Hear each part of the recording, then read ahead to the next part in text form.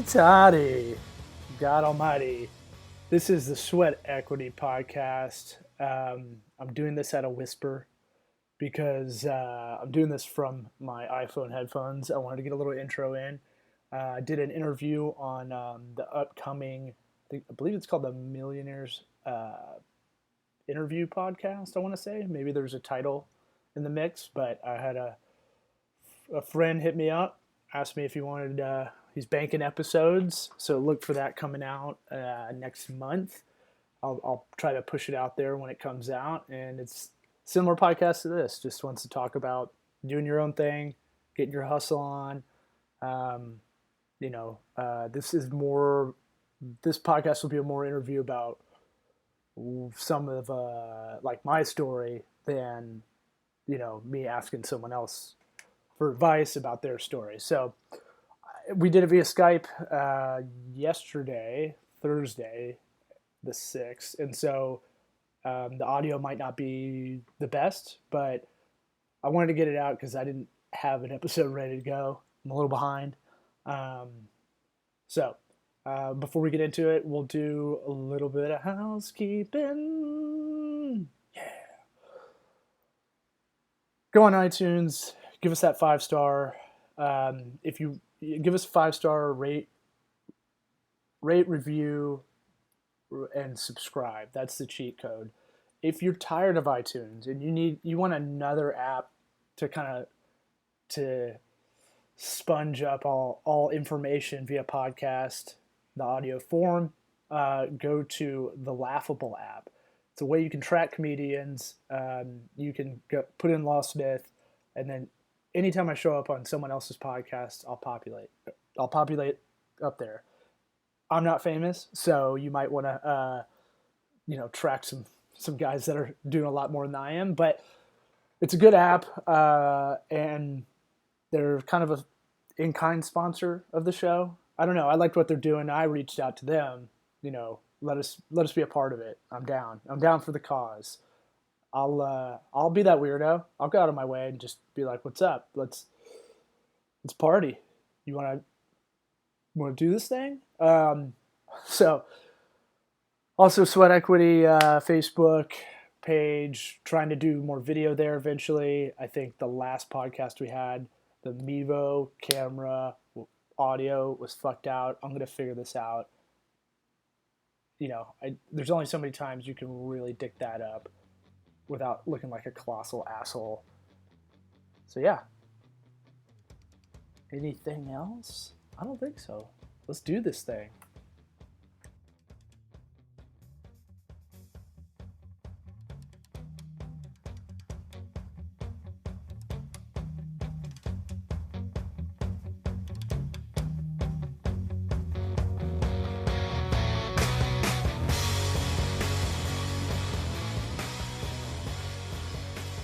Okay, yeah, so with that starting, you said, what do you do today? All right. What's it called? So we're going? Yeah. We are? So right now, today, I didn't know, you caught me off guard because I was like, we are starting. Okay. So I'm the president of Tocobaga Consulting. We don't have a catch-all phrase, so we're a small to medium business consulting firm / like nerd agency, digital services. We don't know what to call it because part of the reason we're able to do this company, I started this firm 2 years ago, was because there needs to be kind of a holistic approach to kind of to the online services, where you're plucking contractors left and right, and it's not a great system for a lot of people. Everybody's been ripped off by some nerd, or they haven't been explained why this costs this correctly. So we see it from a business perspective, like old school business logic applied to this kind of service industry. And so, plus you just need a Sherpa. Most people just don't know. A lot of it's just educating clients on like, here's what a Facebook ad is. Here's what SEO really means, and those kind of things. So, and then I'm also a stand-up comedian. Gotcha. Yeah. How'd you transition, like I said, from comedian to what you're doing now? I've always done both. I've Okay. always done the business, had a real job during the day, always, and except for one short period where I just did stand up only, and that was kind of miserable. Hmm. Um, and then, so I like having some kind of structure. So I always had like a decent job during the day and would moonlight and go out. And I always had a job that was flexible enough to go on the road. Um, if I had internet, I could work from anywhere kind of thing. Hmm. And so, one kind of helps the other a little bit. So I tell a lot of people like, just throw away whatever you think of your favorite stand-up comedian, because that's what people imagine stand-ups like, Hmm. or what comedians are like. And I'm just like, just throw that out the window. Just know that I'm always I can't shut off my brain to observe what's going on. Hmm. I'm good at pattern recognition, you know, and I try to treat stand up kind of like we're at a barbecue and I just got the loudest voice. It's very laid back. Um, about 20% more of my normal self. I'm probably negative 20 right now Hmm. Okay, sure. because I'm a little gassed from catching up this week. Yeah, no, Yeah. well understood. Well, like I said, no, thanks for sharing your story with us today. Well, I guess basically, do you want to talk about how you started your company? Sure. And I guess, like, do you have partners and kind of how did it start from the beginning? So I was doing three things at once. I was doing stand up at night and going on the road opening for people. That's kind of the part time job that doesn't pay much. Hmm. I was working with a group called Sola Salon Studios. It was a franchise group. That was the main job I had. Yeah, you probably don't know. Most dudes don't know. It's basically a salon suite setup. We actually opened the two in Jacksonville while I was there, Hmm. and I was with a group that had 40 locations. So it's basically like you let stylists run their own salon within, an overall location.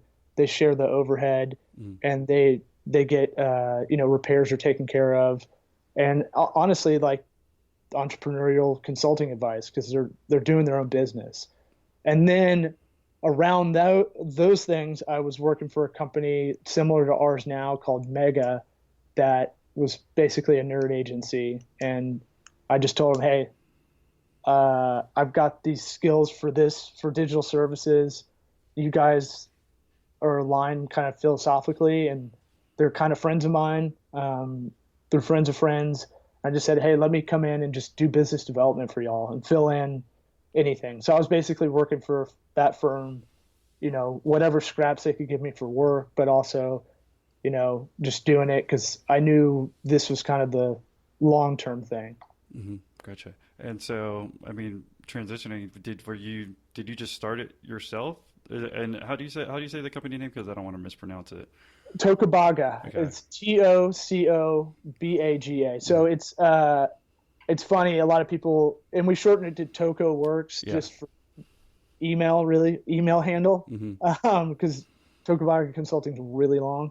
But it kind of originates in Tampa. That name. It's a Indian tribe that was in Tampa Bay area, Okay. and I always liked that name growing up. And they actually named the city of Tampa. Tampa's means sticks of fire in their language of Calusa. Hmm. So, you know, I wanted something that had a brand identity to. It had roots here, but it doesn't. We're not called Tampa Bay Consulting Firm or something like that. Right. And I like the kind of brand world we created with kind of the campfire, and kind of it's kind of like camping, and kind of we use a lot of that in our brand identity. Because basically, if you were a interested client, it'd just be like we were back in the day. We're kind of moving along the terrain. We're sitting around a campfire trying to strategize. All right, who's doing what? We're sharing information, and then we're going to go out and do it. So that's kind of the idea behind a lot of the brand identity. Okay. I had a partner that I started with, and I think about a year ago, we had to break off, but I'm finding out that's a lot more normal than I thought. Right. And so was he there when you started the company? And then he left? Yeah. Yeah. So, I mean, so here's how it went down. I was with that group Mega, and they were having some issues at a certain time. And I had a friend of mine that came up to me and was like, "Hey, I want to start a luxury restroom company. Those trailers." Okay, yeah, no, I did talk about for the golf events Yeah, usually. perfect. Wedding, golf events, stuff like that. And he came up, he was like, "I want to call it Refined Watershed. Can we talk about it?" And I was like, "All right, but we're not doing that name." Like so this is an old friend of mine, a good buddy of mine. And we met up and I said, "Hey, I tried to sign him to like a retainer." And I went over back to Mega and I was like, "Hey, here's what I got." And I believe, I don't know, the owner, my age, same age as me, but, I don't think he was into it because it was a bathroom company. Or maybe just, I don't know, he was too scattered at the time. And so I said, "Fuck it, I'll just do it on my own." Am I allowed to cuss on here? Yeah, go do whatever the fuck you want. So I was like, "Cunt, bitch, fuck it. I'll I'll go do this on my own." And I had a good buddy of mine from high school that was an amazing designer. He still is. And he could literally, if you sat him down, you could go, "Here's the concept," and he could probably draw something better than most people take 3 months to do. It's kind of an amazing talent. If you've ever worked with designers, they're very they take a lot of license and time, I feel like, to get to know themselves and everything. And that was kind of an amazing thing he can do. And he had a business background and he had a great work ethic. He's the guy that he was a friend that would pick you up if you're too drunk, the reliable guy. So he came up with the Waterloo washrooms concept. And if you go to waterloowashrooms.com, we knocked out the whole branding identity in about 3 days. And I said, "We got something here." And we took that client, and that's our anchor client. And they've done so well. They bought a portable restroom company last year that's 8 times their size. And they're doing, they're even beyond that now, where they're, looking to figure out the next step, maybe becoming private equity or something bigger than that. Gotcha. So that's a great story to tell as far as our company, because it's tough to have friends as clients, A, and then B, it kind of encompassed everything we do. It's helping them get started up, helping them get a website, their brand, the goals, kind of online marketing, operations, all that stuff. So and a lot of strategy, obviously. So it's kind of like that. That's kind of the 6 areas in design. That's kind of the 6 areas we have. Gotcha. So so you're saying it was just you and your buddy at first. I mean, at what point did you end up expanding, and where y'all at today? So he was still working a day job because we wanted to try to keep it as lean as we could. We didn't want to take any money out, and we still haven't, outside money or any loan or anything. And so, he was working a job that was really intense, and it's a tough marriage. It was like a marriage, and eventually I think, you look back on it and you're like,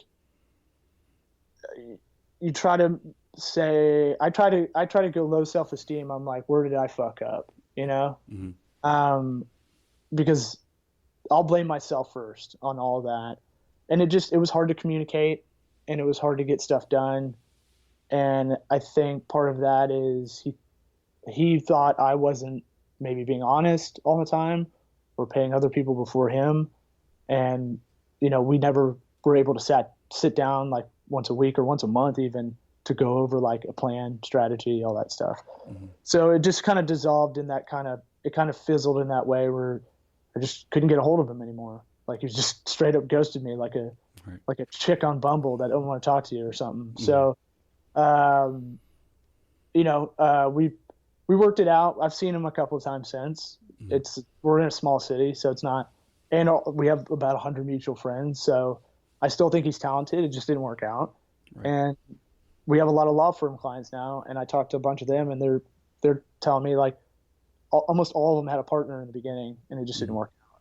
Right. And I host this thing called Fuck Up Nights, where it's a night where entrepreneurs get up and they talk about how they fucked up. Mm-hmm. It's kind of the best thing, like continuing education for anybody listening. If you don't have one, where are you, Jacksonville? Yeah. If you don't have one there, you should start one. They're around the world. It's like a real talk TED Talk. Mm-hmm.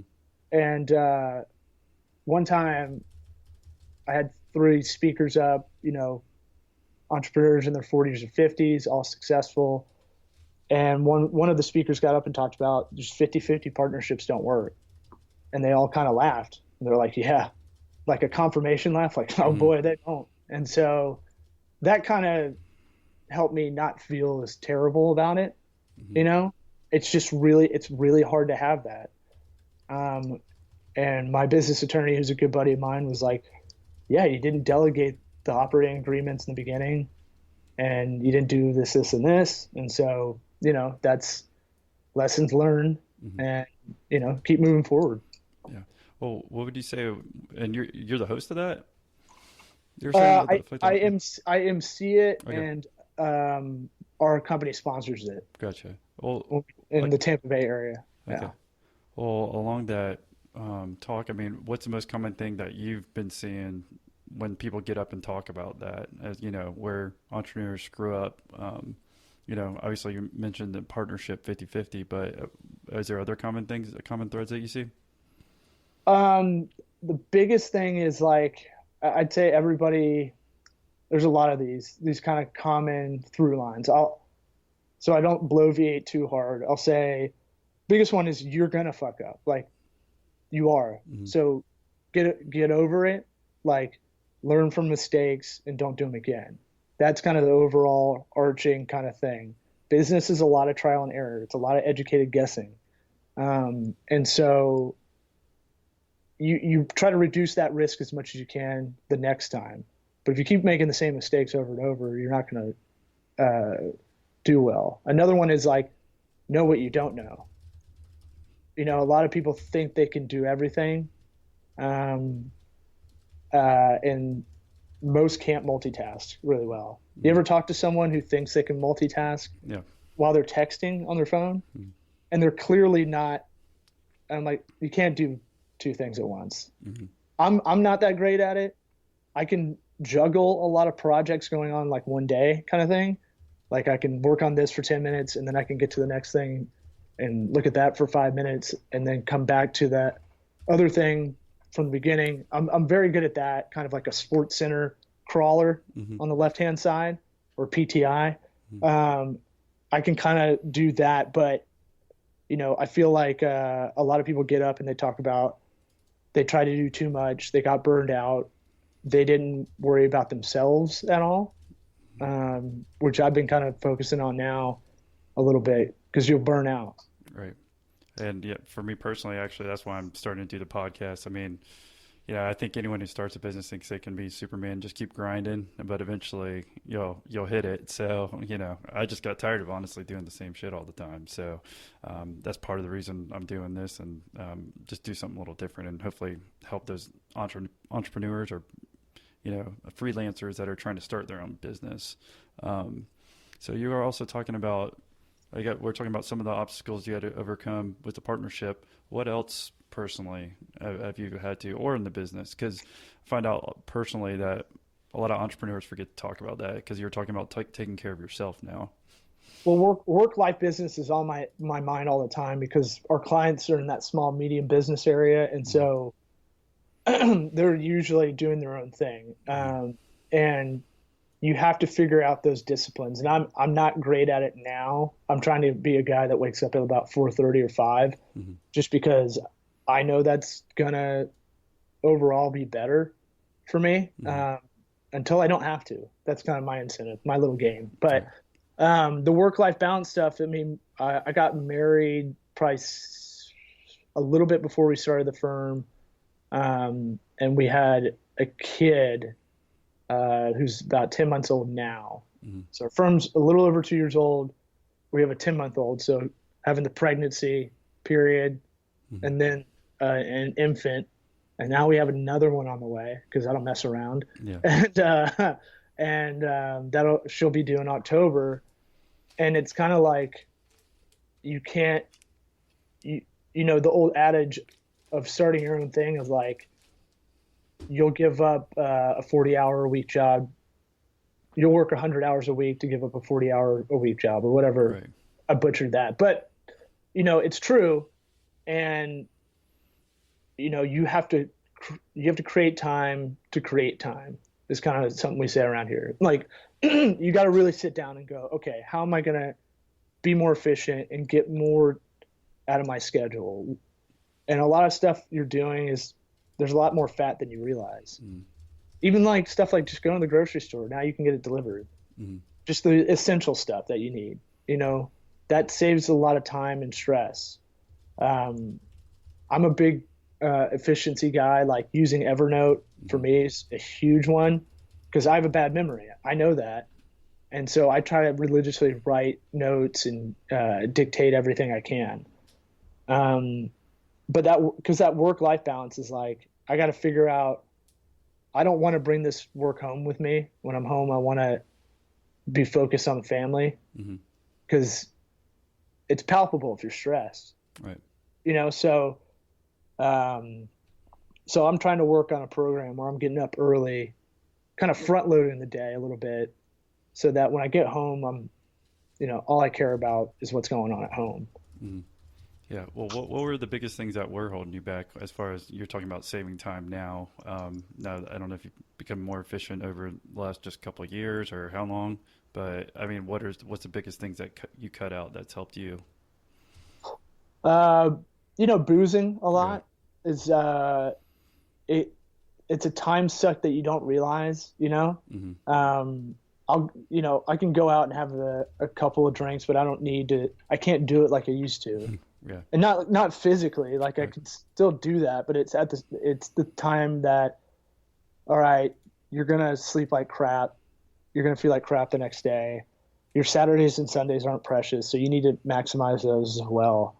And that sounds daunting too, but people don't get that. Like people do this thing, and I used to do this too, where you're like, man, that's this is my time and this is my weekends, or these, I need this rest. And you find out like, well, what are you really interested in? If you really want to do whatever you're doing, it's that thing of like, you don't have to. Mm-hmm. I tell myself all the time, there's a lot going on that you're just like, oh, and I get in that comedian, really shitty disposition. Mm-hmm. And I just go, all right, you get to do this. You don't have to, like you got to remember that I'm sure most of the people that'll listen to this, and we're in kind of this freelancer kind of society, kind of this thing where if the internet wasn't around, I can't really do this as efficiently as well. Now, on the other side, it's scattered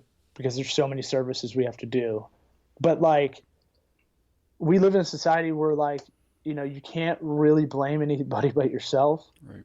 Because you can learn shit on YouTube.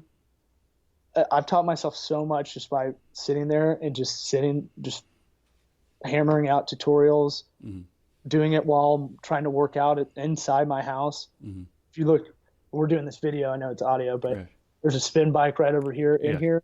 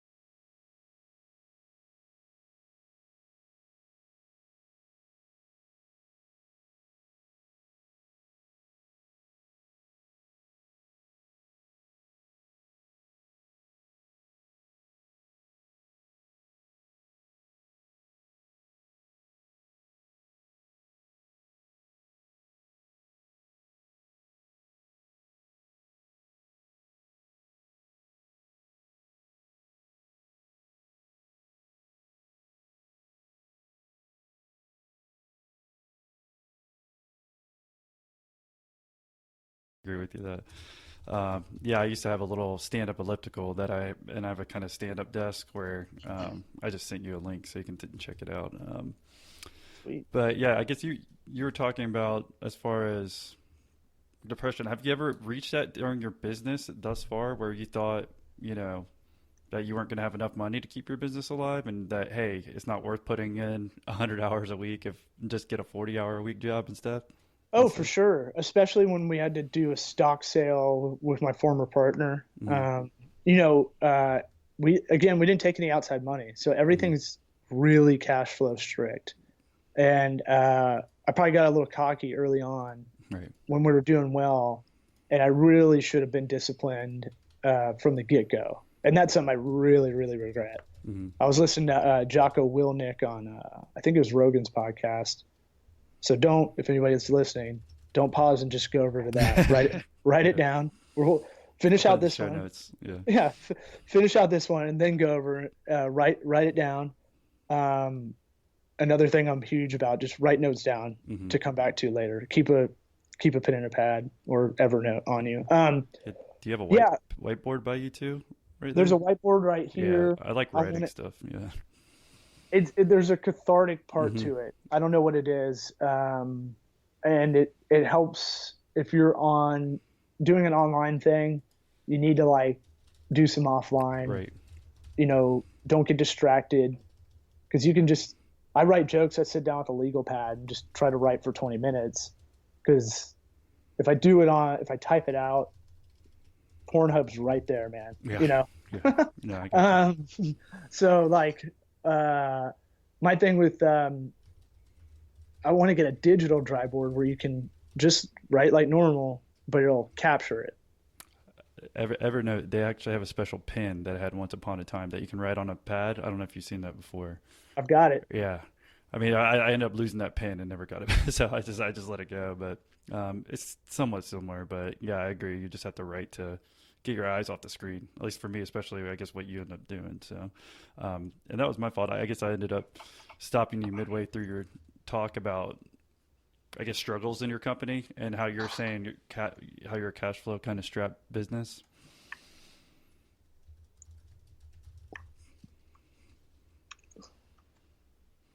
You're looking at Pornhub now?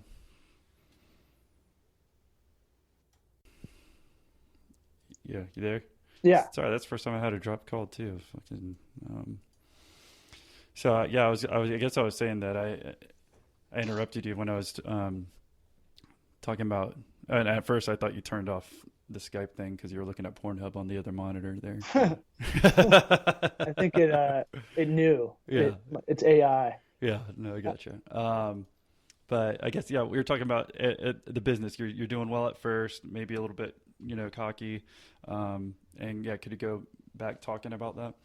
Yeah, I mean, we had early success, and a little bit of buzz, and another thing is don't count on if you're client heavy like Mhm. we are.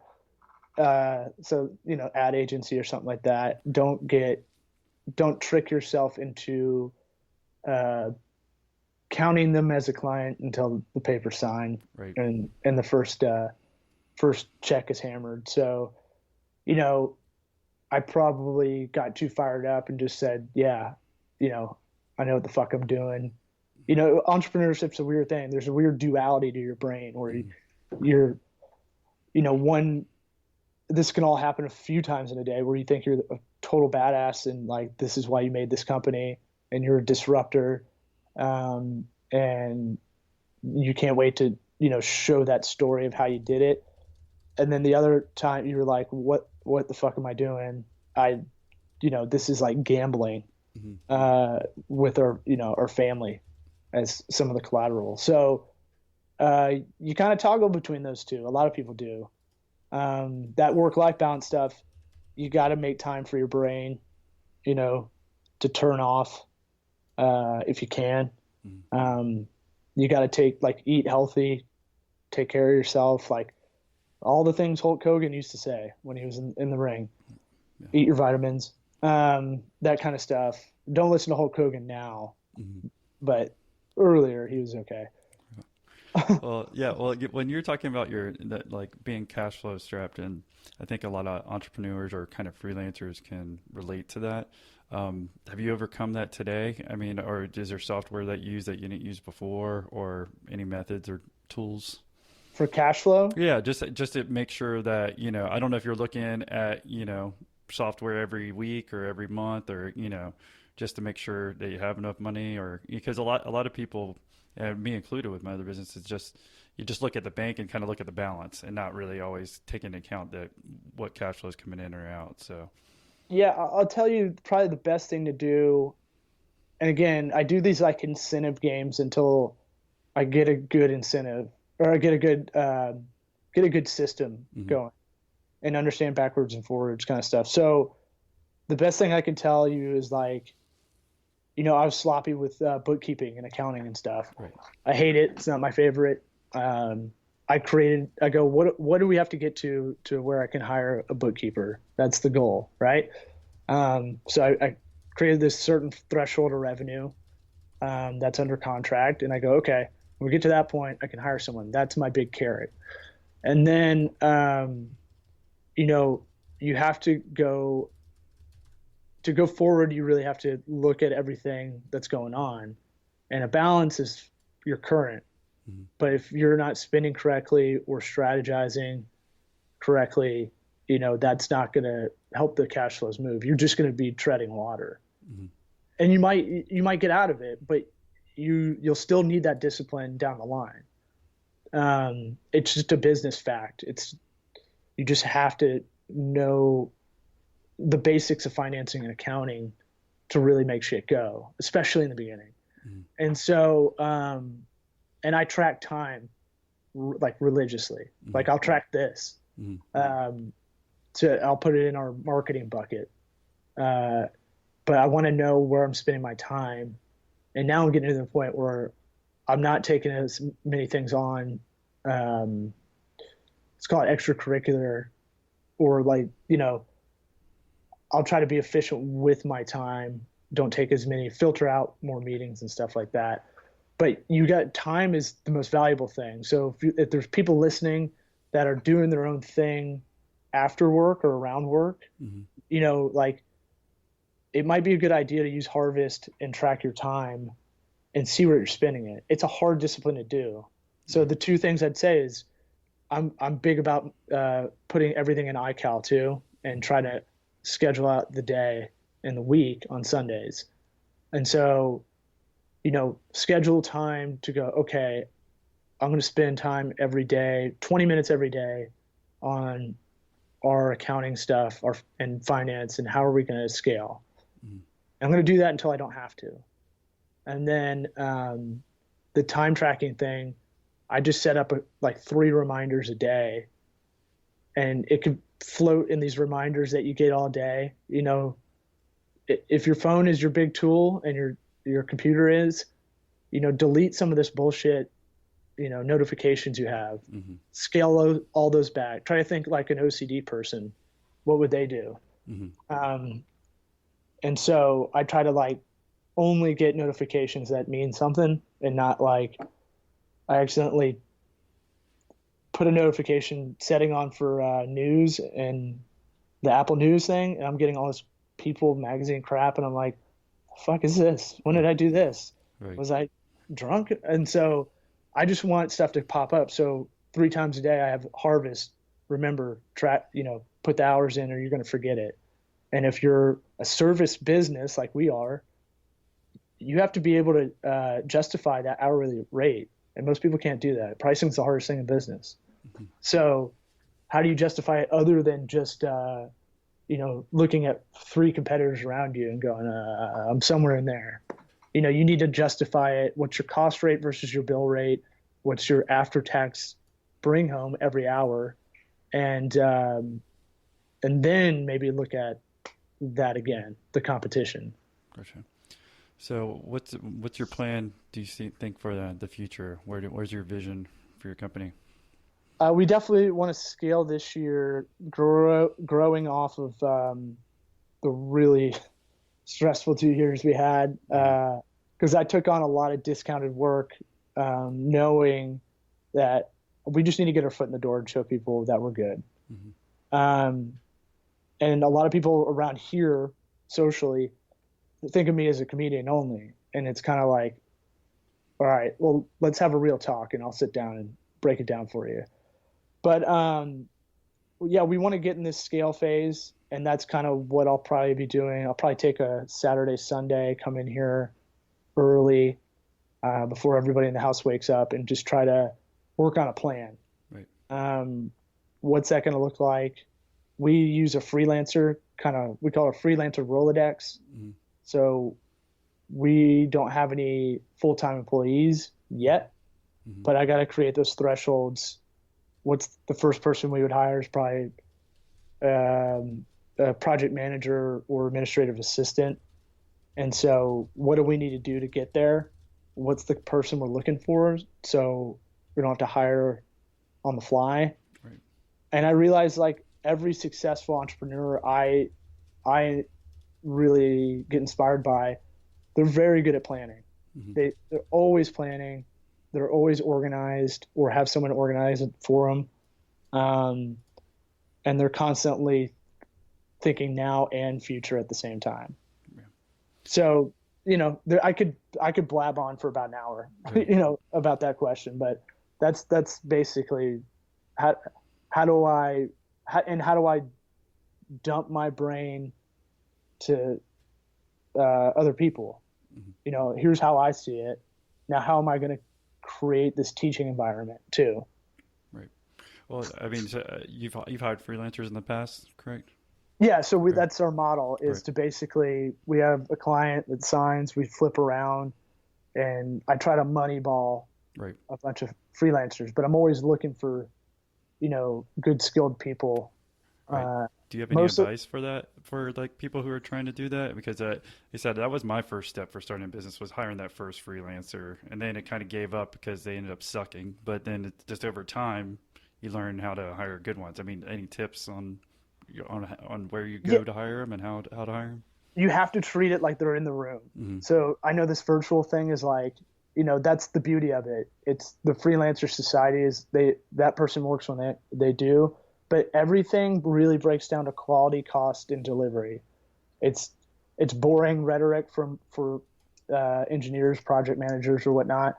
But the more I think about it, the more you go, okay, the 3 constraints you have are that.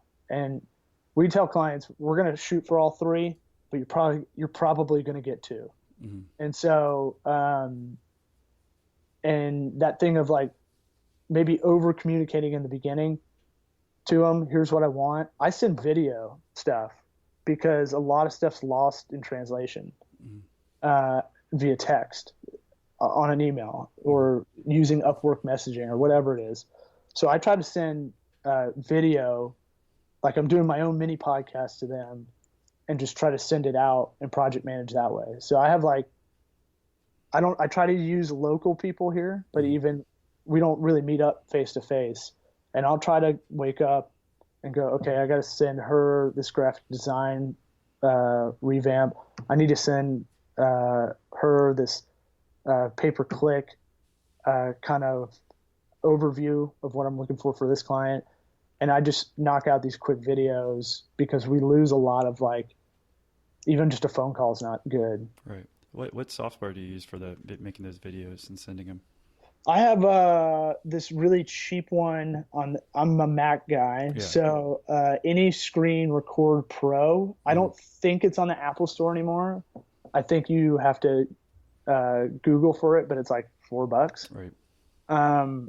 And it can compress it. You can use because videos get too fat sometimes. So you can compress them down if you don't care about the audio and your lips syncing up. Because sometimes I'll just do a screen grab video. You can do that and it'll compress it down, 5-minute video, 4-minute video down to where you could text it under 25 megabytes. Wow. Okay. So that's been very good because and how do freelancers want to communicate? I put the ones I use a lot, I put them on Slack because I want to have that fluid conversation. Gotcha. Okay. Well, with that said, do you have any other words of wisdom before we log off? And what's the best way for people to contact you? They can contact me directly at my email's L-A-W at Tocoworks, TOCOWO, lowercase.com. I do that radio style. Nice. And Tocoworks.com, or just Google Tocobaga Consulting the best you can. Best piece of advice is that, I don't know, you're only on this blue marble so long. Efficiency and productivity stuff doesn't have to be really shitty. I think it's hard to change behaviors. I think that's the second hardest part of business, is trying to break your own behaviors, other people you're working with, because people don't want to change a lot of the time. Yeah. And so, breaking yourself of bad habits and going, hey, what am I really doing on this earth? What, you don't have to look at it like a legacy thing, but if you're binge watching Netflix and you think you're doing your own thing, you're not doing your own thing. Right. Right. It's good to veg out. Maybe do that every now and again. But if you're someone that's wasting life, doing some of that stuff, I don't know, that I get pissed if I do that. Yeah. And hopefully those are the not type of people who are listening. People who listen to a podcast usually aren't those type of people. So hopefully, I don't know, man. Yeah. No, there's definitely different types of podcasts. I would say business wise. Yeah. We're going for the same audience, though. I mean, Right. It's people that need a little bit of their ass kicked, and I changed that behavior. I was a lazy kid growing up, and I've changed my behavior. I'm still not where I'm happy about it. Right. So, change. I heard Adam Carolla say this on his kind of podcast similar to this one called Take a Knee. He's like, when is change ever bad? When do you look back and go, that thing I tried to do, that thing we did was terrible. You're always learning from it. So I kind of like that. For sure. But send me this audio, man, and we'll SWAPCAST it. Yeah, no, like I said, no, that sounds good. And like I said, I appreciate you coming on and sharing your story. Yeah, man. Thanks for having me.